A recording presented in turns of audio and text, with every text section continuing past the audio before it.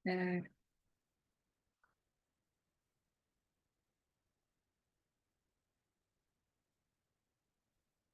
Nah, Stefan, dan kenapa masuk dia nggak suka? oke, kita bisa Ini mulai ya. Hari ini kita mau belajar mengenai imunitas adaptif atau adaptive immunity.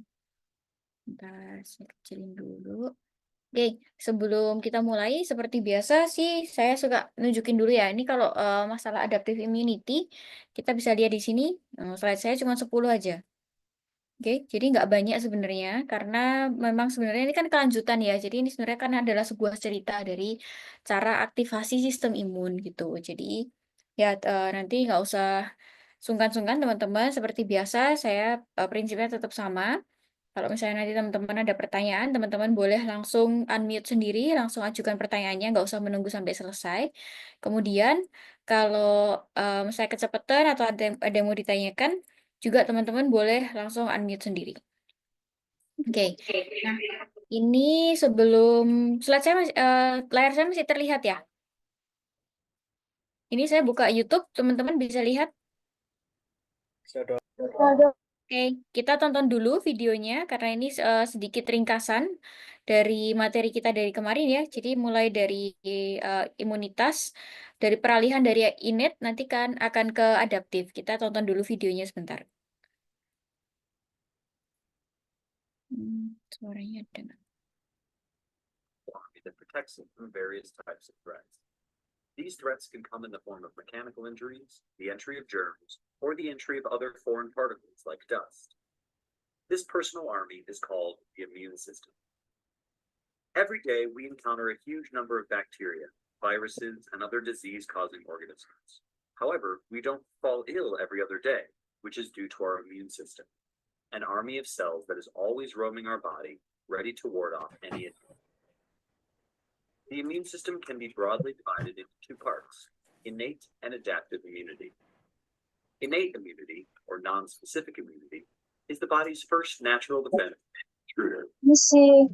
This system doesn't care what it's doing. Its primary goal is to prevent any intruder from entering the body, and if it does enter, then the immune system neutralizes this intruder. It doesn't differentiate between one pathogen and another. Oh ya. The first component of this system is our skin. Any organism trying to get into the body is stopped by our largest organ, which covers us. Secondly, there is the mucous lining of all our organs. The sticky, viscous fluid traps any pathogens trying to get past it. These are the two physical barriers. However, we also have chemical barriers, such as the lysozyme in the eyes or the acid in the stomach, which can kill pathogens trying to gain entry. The genitourinary tract and other places have their own normal flora or microbial community. These compete with pathogens for space and food, and therefore also act as a barrier. The next line of defense is inflammation, which is done by mast cells. These cells are constantly searching for suspicious objects in the body. When they find something, they release a signal in the form of histamine molecules. These alert the body, and blood is rushed to the problem area. This causes inflammation and also brings leukocytes, or white blood cells, which are soldiers in our body's cellular army. Once they come, all hell breaks loose. Sometimes, however, the intruder may not be a germ, but rather a harmless thing like a dust particle. The body still causes a full immune reaction to this intruder, which is how allergic reactions occur. In the fortress of our body, the leukocytes are VIP. They have an all-access pass to the body, except, of course, to the brain and spinal cord. Our leukocytes come in many types. Those that belong to the innate system are the phagocytes. These cells can either patrol your body, like the neutrophils, or they can stay in certain places and wait for their cue. Neutrophils are the most abundant cells. They patrol the body and can therefore get to a breach site very quickly. These cellular soldiers kill the infectious cell and then die, which leads to the formation of pus. There are also the big bad wolves, or the macrophages. These cells are like hungry, ravenous monsters who simply engulf unwanted pathogens. Instead of roaming freely in our blood, they are collected in certain places. These cells can consume about 100 pathogens before they die, but they can also detect our own cells that have gone rogue such as cancer cells, and kill them too. Beyond that, we also have the natural killer cells. These cells can efficiently detect when our own cells have gone rogue or are infected with, say, a virus. NKCs detect a protein produced by normal cells called the major histocompatibility complex, or MHC. Basically, whenever a cell isn't normal, it stops producing this protein. The NKCs move around constantly, checking our cells for this type of efficiency. And when they find an abnormal cell, they simply bind to it, release chemicals, and destroy it. The last cells of our immune system are the dendritic cells. These are found in places that come in contact with the outside environment, such as the nose and muscles. They are the link between our innate and adaptive immune systems. They eat a pathogen and then carry information about it to our adaptive immune system cells. This information is produced and shared in the form of antigens. Antigens are the traces that pathogens leave behind. They are molecules found on the surface of pathogens that can be detected by our adaptive immune system for recognition. The dendritic cells pass on this information to our T cells. However, macrophages can also perform this function. Now, there is also the adaptive or acquired immune system. This system is more efficient as it can differentiate between different types of pathogens. It has two main components, T lymphocytes and B lymphocytes. T cells come into play when an infection has already occurred, thus bringing about the cell-mediated immune response. B cells join the fight when the pathogens have entered but haven't yet caused any disease. This is called the humoral immune response. Some T cells take signals from the dendritic cells or macrophages and are thus called helper T cells. They perform two key tasks, forming effector T cells, which are basically cells that cycle through the body and call in the cavalry, and with other white blood cells. Helper T cells also form memory T cells, which keep a record of this antigen for future reference. Sometimes, some cells of our body know that they have lost the battle. They have become heavily infected with pathogens, so there is no hope left for them. At this point, the immune system brings out the cytotoxic T cells. These cells rush over and perform a mercy kill for the infected and dying cell. Furthermore, we have the B cells. They produce chemicals called antibodies, which fit on the antigens of pathogens, much like how a lock and key fit together. These antibodies crowd around the pathogen and act like tags. They signal the macrophages to come and kill the marked pathogen. B cells also produce memory B cells when they encounter an antigen. The B and T memory cells jointly maintain a record of all encountered infections and thus strengthen and solidify the body's immune response to these infections in the future. Our innate response is quicker, though non-specific. It gets into action within hours and is pretty strong. However, when things get out of hand, the innate system calls for help from the acquired immune system. This system can take days to mount a response, but the next time we encounter that pathogen, it won't make us get sick. In short, every day that we spend being healthy is all thanks to our immune system, so it definitely deserves our respect. Oke, itu tadi videonya. Oke, jadi cukup ada gambaran teman-teman mengenai peran sistem imun ya. Oke, nah sekarang kita mau melanjutkan cerita kita, perjalanannya dari innate immunity, kemudian kemarin kan proses yang di tengah ya kita udah bahas yang sama saya juga yang mengenai proses pengenalan antigen atau antigen presentation, dan sekarang kita akan membahas mengenai imunitas adaptif. Oke, nah sekarang sebelum kita lanjut mengenai imunitas adaptif, saya mau mengenalkan dulu ke teman-teman bahwa yang namanya imunitas adaptif itu dibagi menjadi dua. Nah, nanti setelah dua itu akan beranak lagi menjadi dua. Jadi masing-masing itu nanti kira-kira sebenarnya dari imunitas adaptif itu akan ada empat tipe yang dikenal. Oke, nah teman-teman tolong perhatikan baik-baik karena sebenarnya imunitas adaptif itu penting banget di sini. Ini teman-teman harus bisa bedain dulu yang mana yang disebut imunitas adaptif itu. Oke? Jadi imunitas adaptif itu kita bagi jadi dua. Yang pertama berdasarkan apakah dia imunitas yang didapatkan secara natural, jadi maksudnya itu adalah diproduksi oleh tubuh kita sendiri, atau yang secara artifisial, atau dengan kata lain itu dibantu dari luar, ada proses bantuan dari luar. Dari luar ini maksudnya adalah dari luar tubuh ya. Kalau kemarin kita cerita sebagai sel imun itu misalnya kita anggap sebagai sel apa ya kemarin itu kan sebagai pasukan ya. Pasukan yang menjaga negara atau tubuh kita itu adalah yang natural. Itu artinya adalah pasukan-pasukan ini itu dilatih, diproduksi atau dikuatkan. Imunitas itu didapatkan ya murni dari dalam tubuh kita sendiri. Nah, ada apa aja? Ada dua lagi, mereka akan dipecah lagi menjadi dua. Ada yang namanya pasif, ada yang namanya secara aktif. Oke. Nah, yang namanya secara aktif itu contohnya adalah kalau kita setiap kali terpapar oleh patogen atau setiap kali kita mendapatkan sakit infeksi.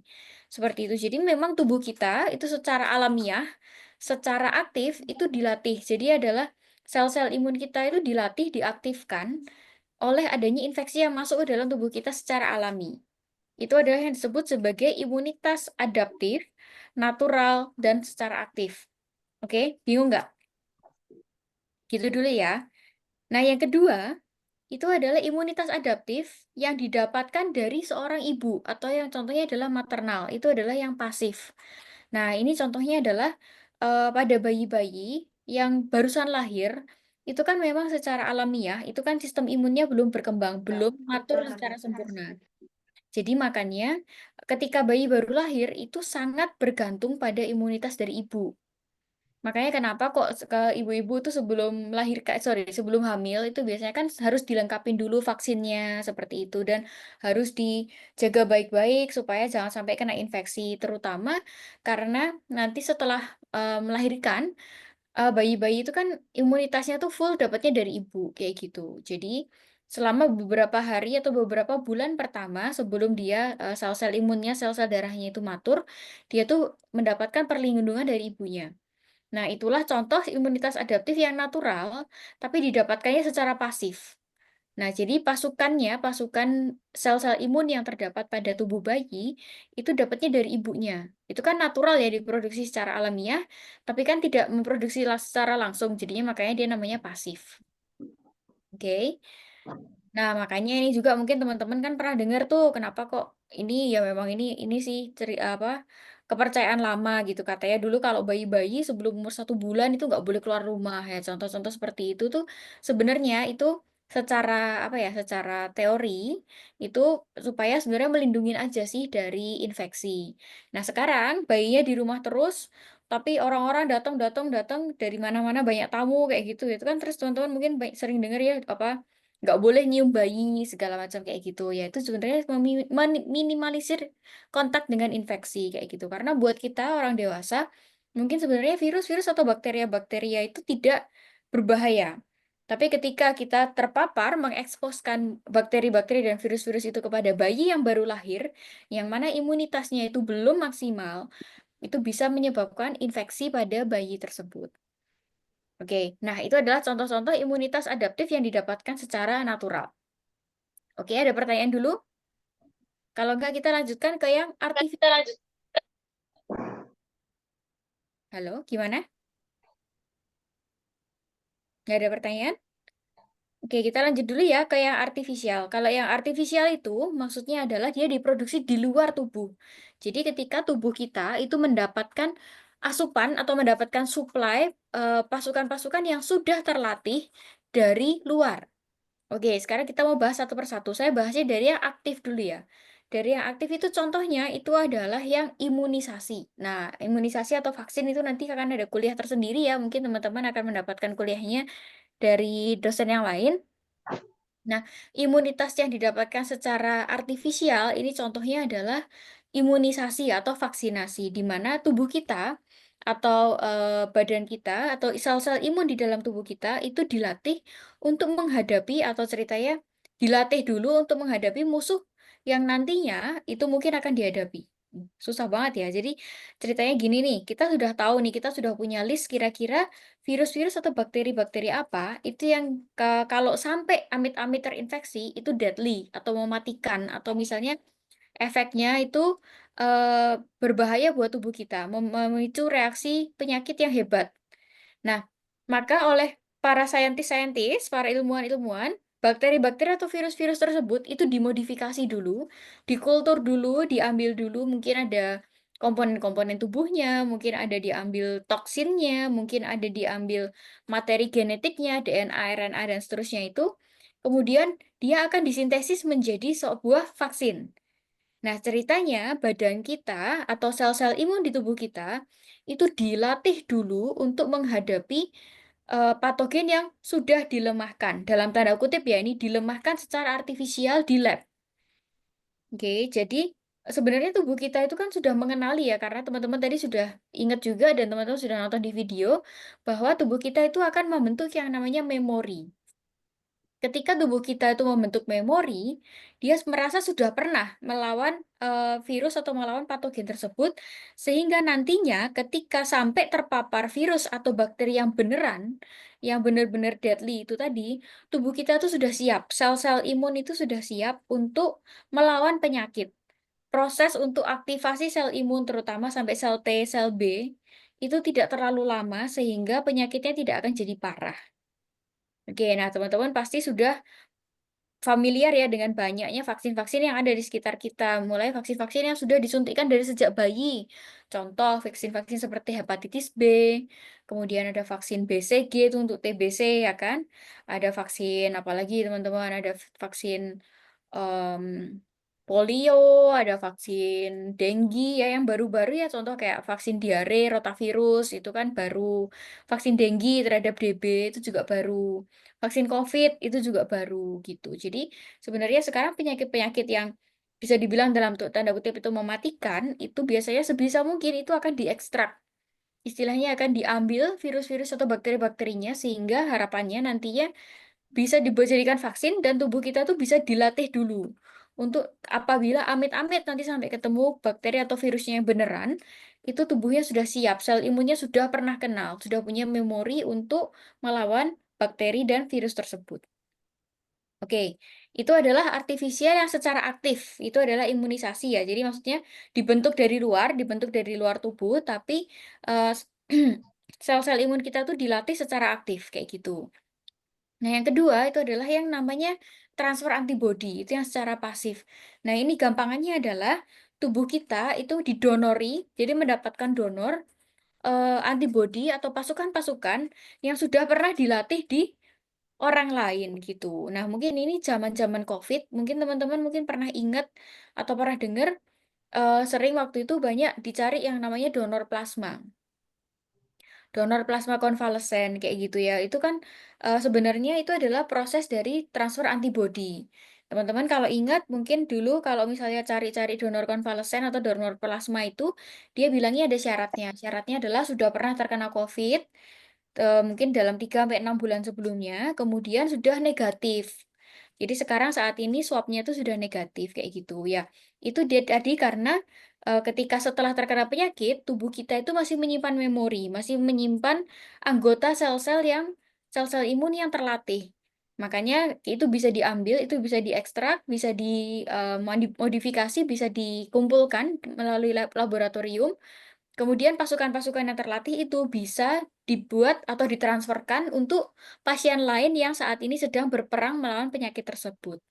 Kira-kira seperti itu. Itu intinya adalah semacam booster aja sih, booster pasukan atau booster sel imun atau booster antibodi. Gitu, kira-kira seperti itu. Oke. Nah, dari slide ini dulu teman-teman sudah paham kira-kira bedanya gimana? Bisa membedakan mana imunitas adaptif yang didapat secara natural, imunitas adaptif yang didapat secara artifisial, dan mana jenis imunitas adaptif yang aktif maupun yang pasif. Sudah cukup jelas, teman-teman? Kalau sudah jelas, kita lanjutkan lagi. Nah, ini juga mirip ya dengan yang saya jelaskan kemarin. Ini adalah peralihan mulai dari sistem imun yang innate atau yang reaksi cepat ke sistem imun yang adaptif atau yang reaksi lebih lambat, tapi dia sifatnya lebih spesifik ya. Nah, tadi kan sudah disebutkan juga di video bahwa imunitas adaptif kita itu komponennya sebenarnya terdiri dari sel B dan sel T. Ya, ini ya, sel T dan sel B.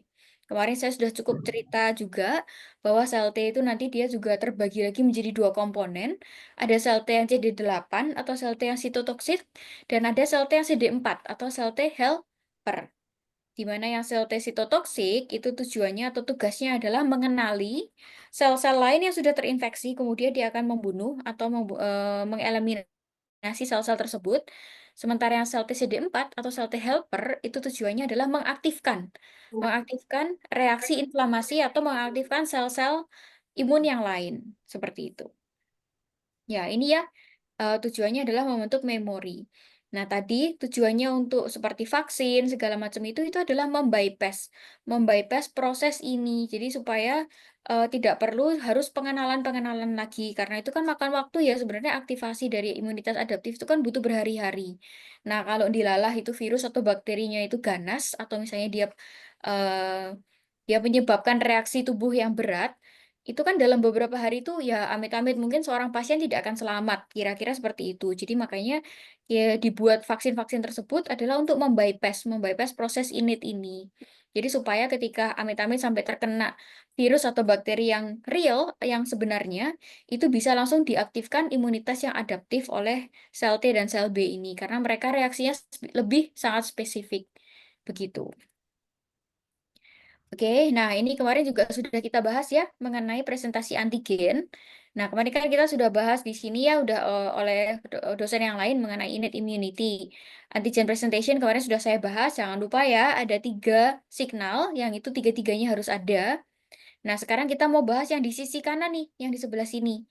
Bagaimana dari sel T yang masih naif, dari sel T yang masih 0, atau kita sebutnya kita kenalnya sebagai T0, itu nantinya bisa berkembang atau berdiferensiasi tergantung dari sinyal atau tergantung dari perintah yang diberikan dari proses stimulasi atau proses pengenalan antigen. Oke, nah nanti dari sel T naif ini sendiri itu bisa berkembang menjadi sel T CD8 atau sel T sitotoksik atau bisa berkembang menjadi yang sel T helper. Sel T helper sendiri ada berbagai macam jenis. Ada yang tipe 1, tipe 2, tipe 17, tipe regulatory. Satu lagi ada yang namanya tipe folikular, T folikular. Nah, T folikular itu sebenarnya adalah yang membantu atau menstimulasi sel B untuk memproduksi antibodi. Oke, jadi ini agak salah ya. Ini sebenarnya kan gambar lama ini mungkin sebenarnya dari riset atau dari penelitian yang lebih lawas. Cuman ini karena jelas aja sih gambarnya, jadi masih saya pakai. Jadi sebenarnya bukan T helper 2 yang akan menstimulasi sel B, tapi adalah sel T folikular. Oke, ini baru ya. Di sini panah yang baru di sini adalah sel T folikular. Sel T folikular itu adalah yang secara khusus bekerja untuk menstimulasi sel B supaya bisa memproduksi antibodi. Oke. Ya. Nah, saya mau bahas satu lagi yang cukup spesifik di sini adalah sel T regulatory atau sel Treg. Oke, jadi tadi saya tambahannya dari gambar ini itu adalah sel T folikular ya. Sel T folikular itu adalah yang secara khusus itu menstimulasi atau memacu sel B untuk produksi antibodi. Tambahan satu lagi yang mau saya bahas di sini adalah mengenai sel T regulatory. Oke, jadi saya mau cerita dulu gini. Kemarin kayaknya saya sudah sempat cerita ya, saya sudah sempat bahas bahwa ketika sistem imun kita itu bekerja, ketika sel-sel imun kita itu melawan penyakit, tadi nampak ya kayak di video, mereka kan gebuk-gebukan tuh ya, sel T atau sel B-nya itu tuh mereka gebuk-gebukan melawan antigen atau melawan penyakit kuman patogen tersebut. Nah, seperti teman-teman mungkin kalau kita nonton film-film action atau mungkin nonton film superhero seperti itu, ketika terjadi peperangan, pasti ada efek samping, yaitu adalah kerusakan jaringan. Atau teman-teman lihat itu mungkin sebagai kerusakan kota. Kalau misalnya apa misalnya Iron Man atau Captain Marvel lagi perang gitu contohnya ya, pasti itu ada mobil-mobil yang terbang-terbang, pasti ada gedung-gedung yang kebakaran atau yang hancur-hancur. Nah, itulah yang terjadi di dalam tubuh kita. Bahwa ada kerusakan jaringan-jaringan yang sebenarnya itu normal sebagai dalam tanda kutip korban dari reaksi inflamasi. Nah, ketika reaksi inflamasi ini terjadi terus-menerus, maka kerusakan jaringan itu akan hebat sehingga malah berakibat buruk buat kita. Nah, teman-teman mungkin juga pernah dengar zaman-zaman COVID lagi nih. Ini kita yang masih fresh aja ya, masih ingat diingatan. Ketika zaman COVID dulu, amit-amit untuk para korban COVID yang sampai meninggal, itu biasanya itu ada yang kita sebut sebagai yang namanya badai sitokin atau cytokine storm. Apakah itu? Itu adalah sebenarnya itu tadi reaksi inflamasi atau reaksi sistem imun yang berlebihan. Karena saking banyaknya virusnya, saking lamanya proses infeksinya, sehingga sel-sel imun itu diaktifasi terus-menerus, dan reaksinya itu sangat banyak untuk melawan virus-virus yang sangat banyak itu, sehingga malah menghancurkan paru-paru. Kan kalau COVID itu kan banyak menyerang paru-paru ya, sistem pernafasan memang. Nah, sehingga malah menghancurkan jaringan paru-paru. Kalau jaringan paru-paru hancur, otomatis tidak bisa bernafas, pertukaran oksigen tidak maksimal, kemudian otomatis juga tubuh itu kekurangan oksigen. Makanya kenapa muncul yang namanya hipoksia, alias saturasi oksigennya turun. Kira-kira seperti itu. Nah, kalau tubuh tidak bisa menghentikan reaksi inflamasi yang berlebihan ini, alias badai sitokin atau cytokine storm, ini maka akan terjadi kerusakan dan malah akhirnya buruk bagi kondisi pasien. Begitu. Nah, kembali lagi yang mau saya bahas di sini adalah namanya T regulatory atau Treg. Itu adalah sel T, divisi dari sel T yang tugasnya secara spesifik adalah mengendalikan infeksi. Namanya juga regulatory. Jadi dia akan fungsinya sebagai regulator. Fungsinya adalah sebagai penengah di sini fungsinya adalah sebagai yang calm down atau cooling down reaksi-reaksi inflamasi. Jadi tugasnya dia adalah ketika reaksi ini sudah dirasa cukup, ketika reaksi inflamasi ini sudah dirasa oke, sudah cukup misalnya bakterinya sudah tinggal dikit kok, sudah berkurang bakterinya, nggak usah banyak-banyak nih sel yang direkrut ke sini, sudah cukup dah kamu istirahat seperti itu adalah tugasnya T regulatory. Oke. Nah, selain menghentikan atau dia menurunkan reaksi inflamasi, peran kedua adalah untuk aktivasi repair. Itu adalah yang penting juga, karena ketika terjadi kerusakan jaringan, maka yang penting berikutnya adalah harus di-repair. Jadi ketika destruksi dan repair ini bisa balance, maka tubuh kita itu akan akan sembuh dengan sempurna. Istilahnya seperti itu. Nah, ini mungkin teman-teman sendiri mungkin sudah sering ngerasain ya, ketika misalnya kita habis sakit, misalnya habis flu, seperti itu. Sebenarnya badannya kerasa sudah enakan, sudah batuk pileknya sudah jauh berkurang, mungkin sudah tidak demam seperti itu. Tapi di badan itu mungkin rasanya kayak masih capek gitu ya. Itu namanya masih proses recovery. Itu tadi adalah biasanya itu adalah didominasi oleh peran dari T regulatory.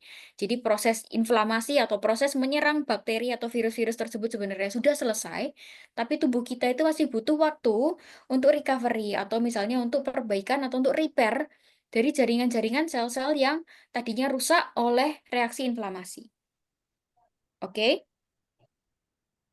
Oke, sampai sini ada pertanyaan. Tadi saya sudah menyebutkan secara panjang lebar tugas dari sel T regulatory dan juga tambahan satu tadi yang sel T folikuler. Nah, ini dua ini yang penting ya, makanya saya sebutkan, saya ceritakan dulu secara panjang lebar dan ini nggak ada di slide loh ya. Jadi teman-teman, saya minta teman-teman paham dulu. Ada pertanyaan dulu mengenai peran dari sel T folikuler dan sel T regulatory.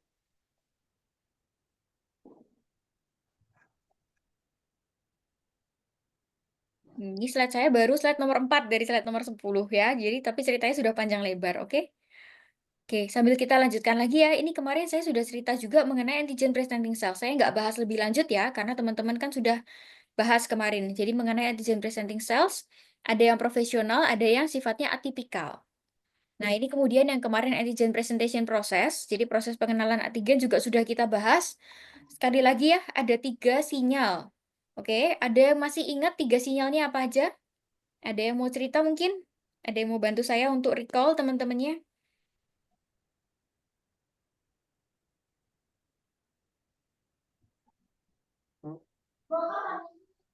Izin dok, mungkin saya bisa membantu. Oke, siap. Apa aja 3 sinyalnya? Jadi yang pertama itu ada presentasi antigen itu sendiri, kedua ada kostimulatory faktor, dan ketiga itu ada media komunikasi atau sitokin. Yang pertama nanti akan melalui MHC, lalu yang menerima adalah sel T reseptornya. Lalu yang kostimulatory faktor akan dibantu oleh CD80 dan CD86 atau B7, yang menerima adalah CD28. Lalu sitokin itu akan mengeluarkan eh, senyawa-senyawa untuk membantu media komunikasi. Terima kasih, Dok. Mantap. Ya, besok ujian 100 ya. Oke. Ya, masih melanjutkan lagi sama ya seperti kemarin masalah MHC kelas 1, MHC kelas 2. MHC kelas 1 mempresentasikan kepada siapa? Ayo, interaktif yuk, biar nggak ngomong terus sayanya. MHC kelas 1 mempresentasikan kepada siapa? Dan MHC kelas 2 mempresentasikan kepada siapa? Izin menjawab, MHC kelas 1 mempresentasikan kepada CD8 atau sel T sitotoksik, dan MHC kelas 2 mempresentasikan kepada CD4 atau sel T helper, Dok. Terima kasih. Betul sekali, mantap. Ya, masuk Emmanuel doang yang nilainya 100, teman-teman yang lain mana? Oke, nggak apa-apa ya. Yang penting saya percaya teman-teman sudah paham ini karena ini sifatnya cuma mengulang aja. Oke. Nah, sekarang ini nih masalah aktivasi sel T. Ya, ini sudah ada ya tadi ya. Nih, tadi saya sudah sempat cerita bahwa naif T cell itu akan bisa terstimulasi menjadi sel TH atau sel T helper maupun di sini sabang satunya adalah sel T sitotoksik. Ya kan? Nah, kalau sel T sitotoksik kan cuma ada satu macam aja. Jadi sudah jelas ya, cukup jelas. Oh ya, ini sampai tahun 2024 pada tanggal 28 November, kebetulan sel T sitotoksik itu cuma ada satu macam. Nah, tapi kita nggak tahu ya, nanti 2 tahun lagi, 5 tahun lagi, 10 tahun lagi. Nah, siapa tahu tuh ada sel T sitotoksik tipe 1, sel sitotoksik tipe 2, dan seterusnya. Karena waktu zaman saya, tahun 2010, saya S1 2009. Zaman saya belajar sistem imun seperti ini, yang dulu namanya sel T folikuler, itu belum ada.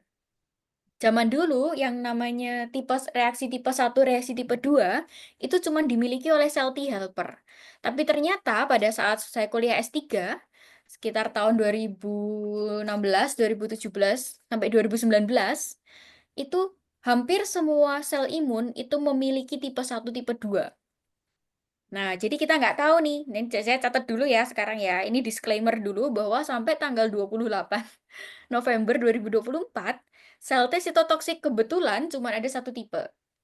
Oke, nah nanti itu pentingnya teman-teman tetap mengupdate ilmu.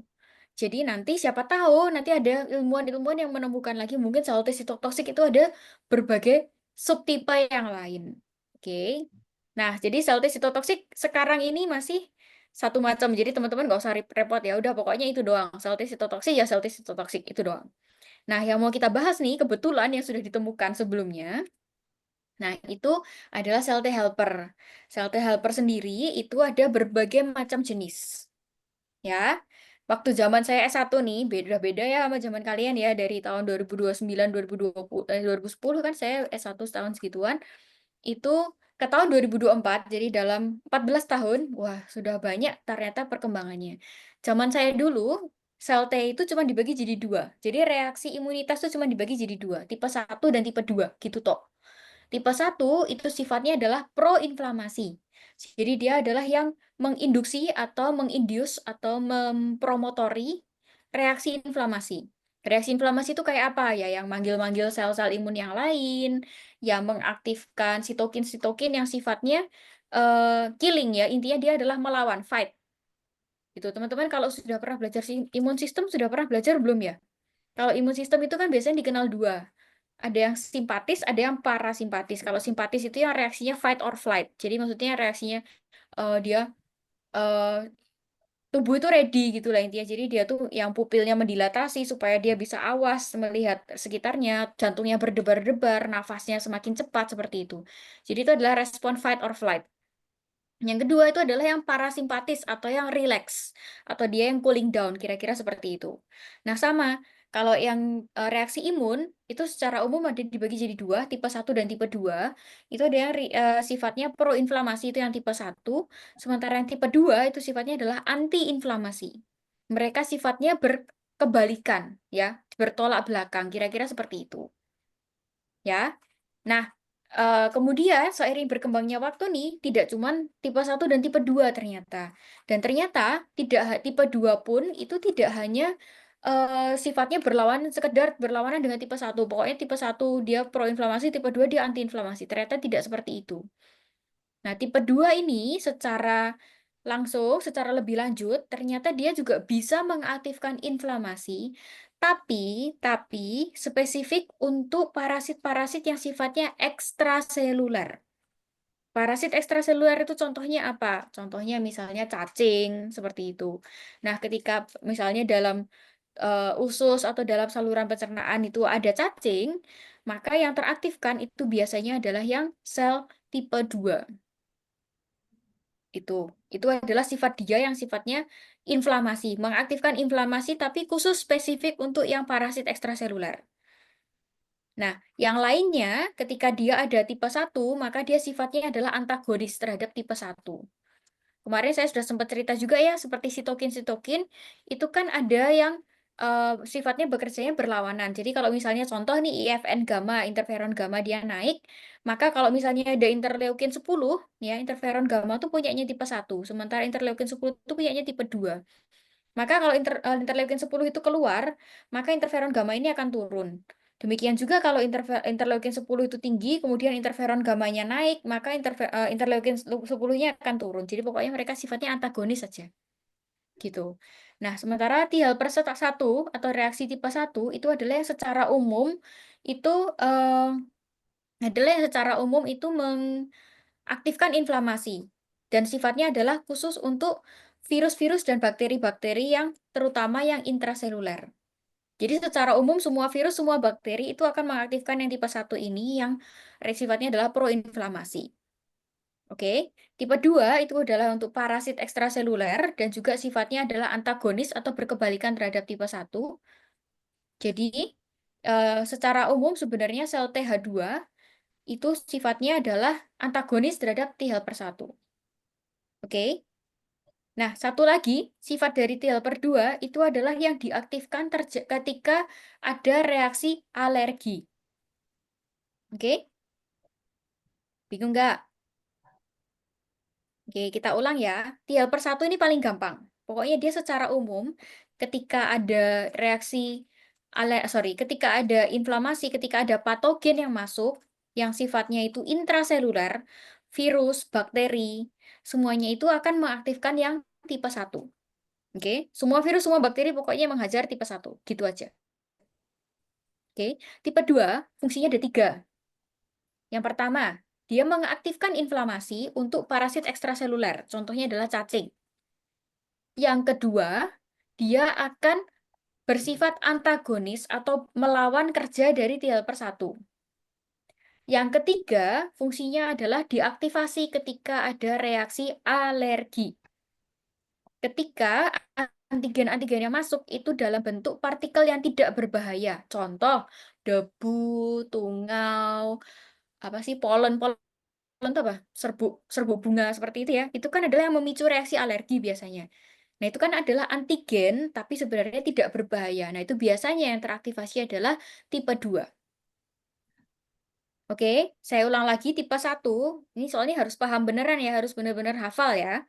Tipe 1 itu adalah untuk reaksi proinflamasi secara umum terhadap virus dan bakteri intrasel. Gampang ya. Tipe 2 itu ada 3 fungsi. Yang pertama, dia mengaktifkan inflamasi untuk parasit ekstrasel. Yang kedua, sifatnya adalah antagonis terhadap T helper 1.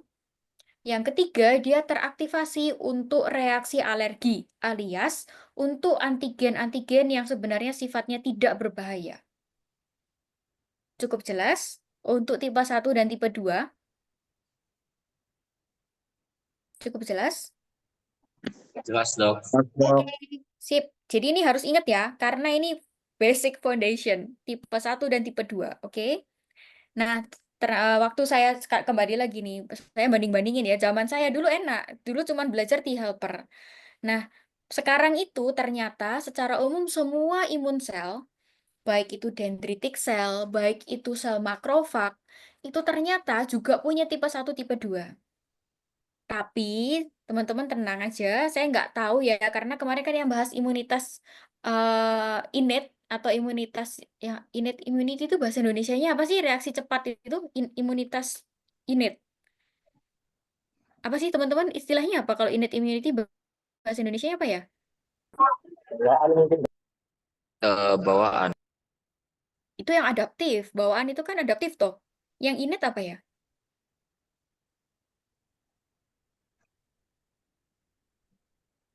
Masa innate bawaan? Imunitas innate, imunitas reaksi cepat. Ya, coba itu nanti di cross check lagi ya teman-teman. Saya pakai istilah yang bahasa Inggris yang baku aja ya. Jadi kalau secara bahasa Inggris tadi kan imunitas itu dibagi jadi dua, ada yang innate, ada yang adaptif. Seingat saya nih, sepenangkapan saya, adaptif itu yang bawaan. Nah, tapi saya nggak tahu innate itu bahasa Indonesianya apa. Tapi nanti tolong di cross check lagi ya, mungkin saya salah. Yang saya pakai yang istilah bahasa Inggris ya, innate sama adaptif. Oke. Nah, kalau yang imunitas innate kan kebetulan bukan saya ngajarin, jadi saya nggak tahu teman-teman dapat nggak itu bahwa sekarang itu namanya makrofag, namanya dendritic cell, namanya sel neutrofil itu tuh dibagi jadi tipe 1, tipe 2. Nah, itu terima saja bahwa yang namanya tipe 1 itu proinflamasi, yang namanya tipe 2 itu antiinflamasi. Ini sekedar pengetahuan ya, saya nggak akan bahas lebih lanjut, dan kalau nanti keluar pertanyaan itu berarti bukan dari saya. Maksudnya itu soalnya bukan tanggung jawab saya, bukan kapasitas saya untuk mengajari mengenai yang innate immunity. Oke, tapi itu kan tadi komponen dari sel-sel innate ya. Jadi ada makrofag, dendritic cell, dan seterusnya itu kan komponen dari sel-sel innate. Nah, imunitas innate sendiri itu tetap dibagi jadi dua ya sekarang. Itu adalah ilmu baru, sebenarnya dia baru berkembang belakangan ini. Nah, nanti ini cerita lagi ya. Jadi sebenarnya imunitas tipe 1, tipe 2 itu pentingnya apa? Kenapa kok perlu tahu sih ada yang namanya imunitas tipe 1, tipe 2? Karena ini kan karena teman-teman masih belajar yang fisiologis ya. Teman-teman masih belajar harusnya itu gimana sih? Idealnya itu gimana sih? Kalau virus, bakteri ya harusnya yang aktif tipe 1, kalau alergi atau parasit ekstrasel yang harusnya aktif tipe 2. Itu kan teori, itu kan idealnya. Nah, kenyataannya nanti ketika di real world, di situasi yang terjadi secara klinis, ya karena sebenarnya kalau ideal semua nggak ada orang yang sakit, bener nggak? Nggak ada orang yang sakit itu sebenarnya kalau semuanya ideal TH1 teraktivasi itu juga ya secara umum itu nggak ada yang sakit. Tapi nyatanya kalau misalnya nggak ada yang sakit kan nggak ada yang jadi dokter ya dokternya nggak laku ya kan gitu. Nah sebenarnya ketika banyak orang yang sakit itu sebenarnya proses-proses ini tuh kenyataannya realnya itu tidak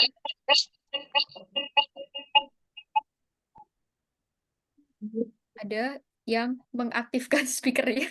Kok kayaknya suara saya feedback. Oke, sorry. Saya agak terdistract, sorry. It's okay. Jadi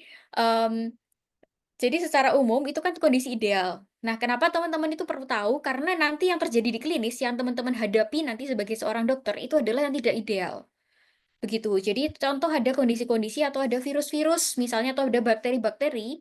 Tadi teorinya yang diaktifkan kan tipe 1 tuh. Nah, bakteri dan virus ini saking pinternya, yang diaktifkan tuh malah tipe 2. Kalian bisa bayangkan kalau tipe 2 yang diaktifkan, ada yang membunuh nggak bakteri ini? Nggak ada.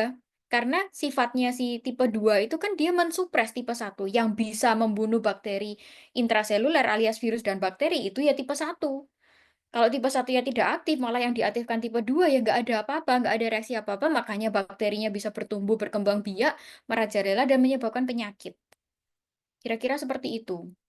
Nanti juga ini baru ngomongin infeksi ya kan? Baru ngomongin infeksi. Nanti ada juga kondisi-kondisi kan kemarin saya cerita tuh, namanya sistem imun itu tidak hanya di penyakit infeksi, hampir semua penyakit yang kita jumpai sehari-hari di sekeliling kita itu tuh melibatkan sistem imun. Contoh nih yang sekarang lagi banyak-banyaknya ya, kanker.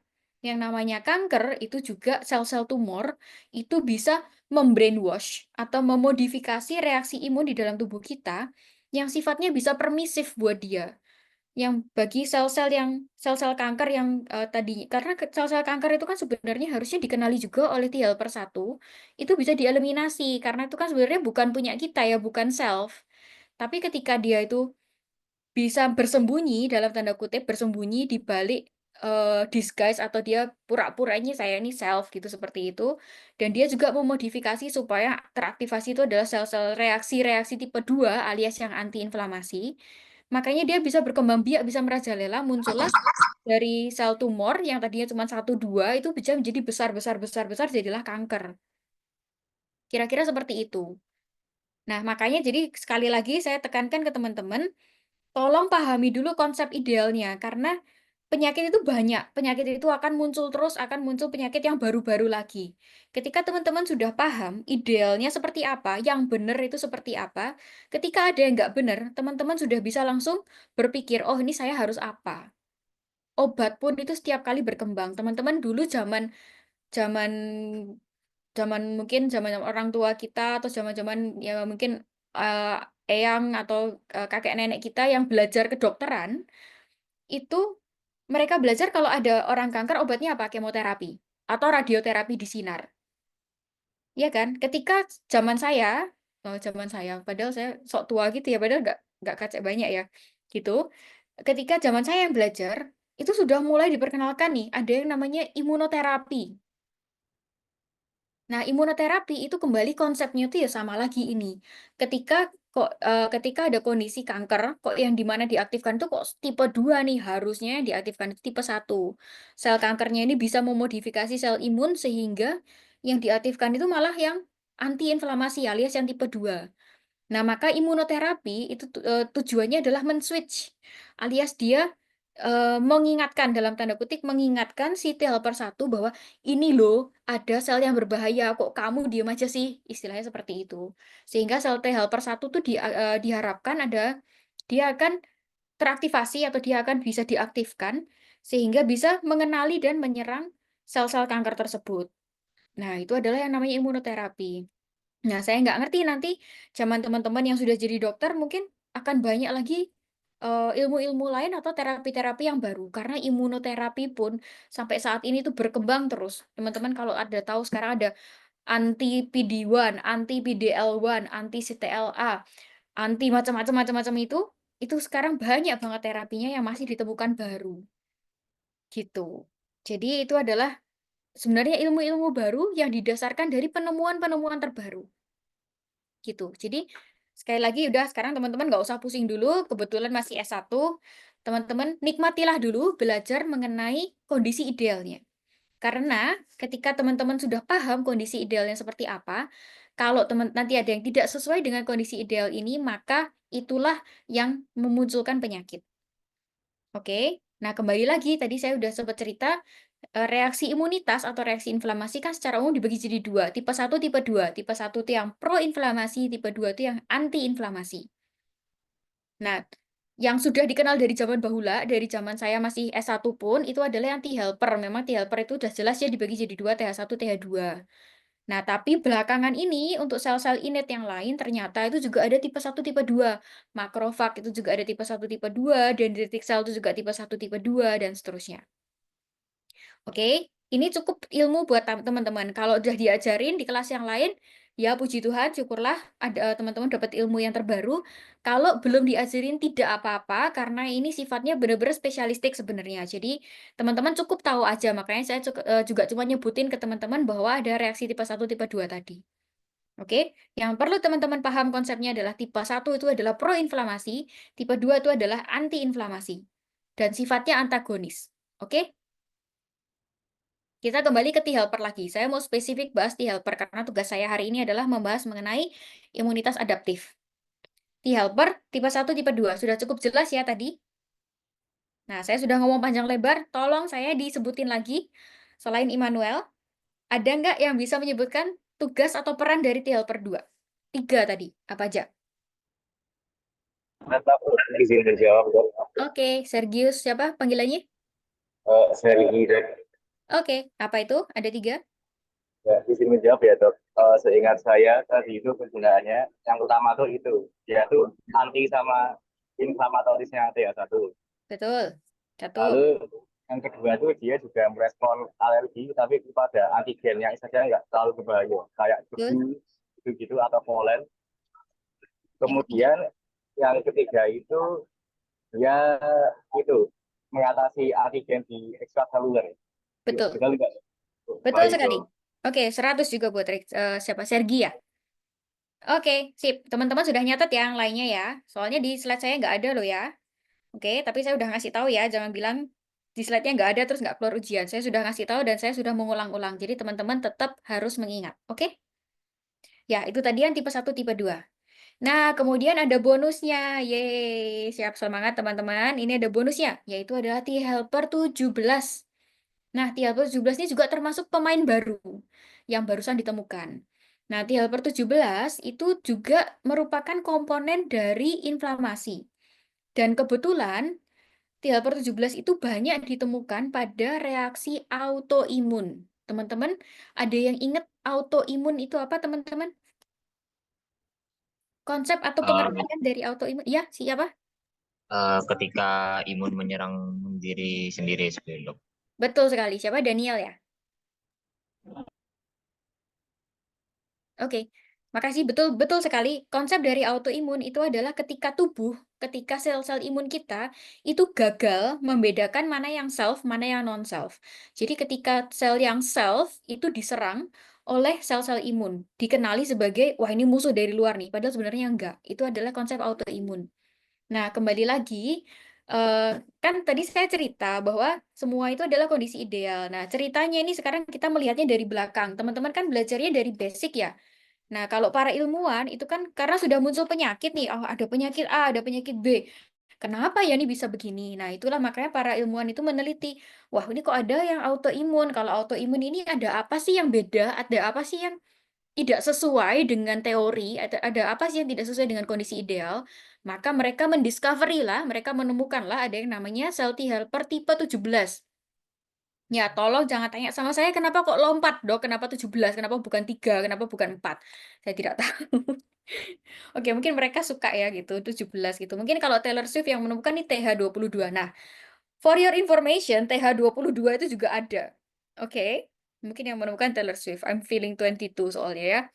Oke, tapi saya nggak bahas karena itu juga tidak terlalu penting. Juga maksudnya itu juga apa jumlahnya dalam tubuh itu sangat-sangat sedikit. Jadi persentasenya dalam sel T itu mungkin hanya 0, sekian persen. Jadi just so you know, there are T helper 22. Oke, itu juga berperan dalam reaksi imun. Ya, jadi oke, nggak saya bahas. Just for your information, cuman cukup tahu aja bahwa ada T helper 22. Nah, yang mau saya bahas di sini cukup penting ya, itu adalah T helper 17 karena dia berperan dalam penyakit-penyakit autoimun. Oke, itu aja yang cukup diketahui. Nah, satu lagi tadi kan saya udah bahas ya. Di sini ada yang namanya sel T folikuler. Nah, sel T folikuler itu adalah secara spesifik itu mengaktifkan sel B. Nah, ini juga nih tadi saya sudah sempat nyebutnya perkembangan ilmu lagi teman-teman. Jadi tadinya kita dipikir oleh para ilmuwan-ilmuwan zaman dulu yang mengaktifkan sel B itu adalah T helper 2. No, bukan lagi ya. T helper 2 tadi 3 itu tadi fungsinya. Belum berkurang, belum bertambah. Nah, sekarang mereka menemukan juga ada komponen sel T yang lain, ada divisi atau ada karakteristik dari sel T yang lain yang ternyata lebih spesifik untuk mengaktifkan sel B. Nah, mereka kasih nama itu adalah sel T folikuler. Oke. Nah, tadi satu lagi nih cabang di sini yang tadi saya sudah ceritakan panjang lebar di sini adalah sel T regulatori. Ya, itu juga penting ya karena dia fungsinya adalah untuk meng-cooling down atau fungsinya adalah untuk homeostasis, membalance reaksi inflamasi sehingga dia turun inflamasinya dan kemudian juga berperan dalam proses repair. Astaga, teman-teman, saya sudah bablas banget ya. Ternyata saya kuliah 10 slide tapi 1 jam sudahan. Padahal slide-nya belum selesai. Oke. Ya, itu tadi masalah sel T helper. Teman-teman ada pertanyaan dulu dari sel T helper yang sudah saya sebutkan? 1, 2, 17, follicular regulatory. 5 itu yang teman-teman wajib tahu. Ada pertanyaan dari 5 itu? Kalau tidak ada, oke, kayaknya 2 slide terakhir saya. Untungnya ini sebenarnya cuma resume aja, cuma merangkum aja dari slide pertama tadi saya. Jadi yang namanya imunitas acquired atau adaptive immunity, tadi ya dibagi jadi 4. Ada yang aktif natural, ada yang aktif artifisial, ada yang pasif natural, ada yang pasif artifisial. Oke, nah coba tebak-tebakan aja. Vaksin itu termasuk yang mana? Tak balikin deh, biar nggak ngintip. Vaksin termasuk yang tipe apa? Imunitas adaptif yang mana? Ada yang mau jawab? Yang cewek dong, dari tadi yang cowok-cowok nih. Mana girls power? Izin dok, Yoi. artificial. Yang? Aktif artificial dok. Aktif artifisial. Betul sekali. Oke, berarti sudah paham ya konsepnya.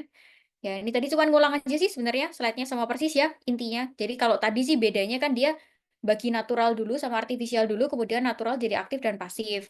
Kemudian artificial jadi aktif dan pasif lagi. Ya, ini sama persis saja, cuma terserah dia mau bagi mana duluan.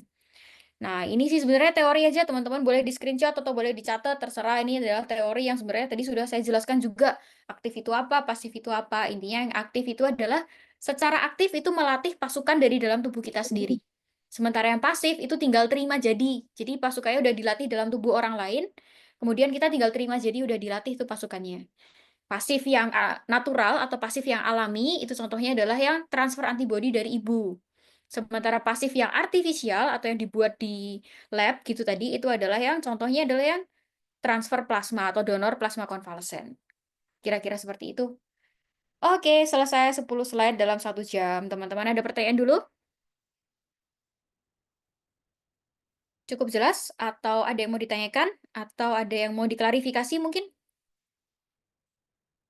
Ya, teman-teman sorry ya, mungkin saya jadi banyak ngomongnya, mungkin slide saya kurang representatif karena sebenarnya honestly benar-benar sulit cari gambar-gambar atau cari apa ya, cari source itu yang mudah dimengerti dan mencakup semuanya. Karena kalau misalnya kayak contoh tadi ya, nih tadi kan di sini kan saya yang saya tekankan kan 5 ya, TH1, TH2, 17, folikular dan regulatory.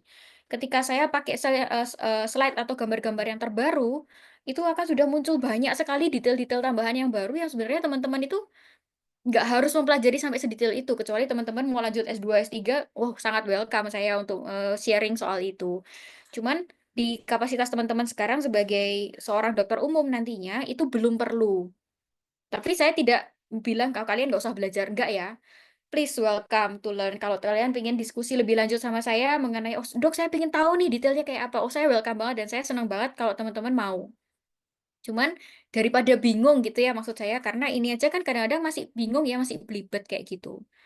Jadi memang apa materinya atau gambarnya itu jadi terpecah-pecah. Saya berusaha mencari gambar yang sesimpel mungkin, tapi memang yang simpel-simpel itu dari referensi-referensi yang lama gitu ceritanya. Jadi makanya kenapa tadi saya tambal sulam ya. Contoh tadi yang regulatory itu adanya di sini. Gitu. Tapi kok ini di yang sini kok dia masih T helper 2 yang mengaktifasi sel B padahal kan sekarang sudah ada yang sel T folikuler seperti itu. Nah, sama juga tadi yang di gambar ini itu ada keluar sel T folikular, tapi kok sel T regulatornya nggak kebahas kayak gitu. Jadi, ya aku minta maaf dulu sebelumnya, alasannya seperti itu. Karena kalau saya pakai referensi yang terbaru, teman-teman boleh kok kalau mau search sendiri. Referensi yang terbaru tuh biasanya belibet, teman-teman. Jadi kayak ribet banget, makin banyak sel T yang lain. Ini kan kayak tadi saya bilang ada TH22 ya, saya nggak mention sama sekali, nggak usah. Teman-teman cukup tahu aja bahwa itu ada, tapi teman-teman nggak perlu paham dengan detail juga. Gitu. Nah, nanti ketika terlalu belibet juga teman-teman pusing kan belajarnya gitu. Jadi, saya berusaha mencari yang sesimpel mungkin dan saya berusaha menambahkan dari penjelasan saya sendiri. Jadi, saya harap tetap ditangkap ya teman-teman, tetap dipahami dan saya sangat welcome kalau teman-teman juga mau belajar lebih detailnya lagi. Ah, Dok, nih apa sih materinya cemen banget, saya mau belajar yang lebih detail lagi. Please welcome to contact me, oke? Oke, kayaknya waktu saya juga sudah habis, sudah 1 jam bahkan harusnya 50 menit ya. Nanti kalau teman-teman ada pertanyaan, silahkan boleh kontak, boleh WA, boleh email. Nanti bisa minta kontak saya ke Meyu. Kalau teman-teman nggak ada pertanyaan lagi, terima kasih sudah bergabung di lecture sore ini. Semoga ilmunya bermanfaat. Semoga teman-teman bisa men-trigger teman-teman untuk mencari lagi, untuk belajar lagi. Dan semoga bukan malah tambah pusing ya. Oke, kalau udah nggak ada pertanyaan, kita tutup boleh? Kita akhirin ya. Selamat sore teman-teman semua. Terima kasih. Sore, Dok. Terima kasih. Terima kasih, Dok. Oke, dok. Masih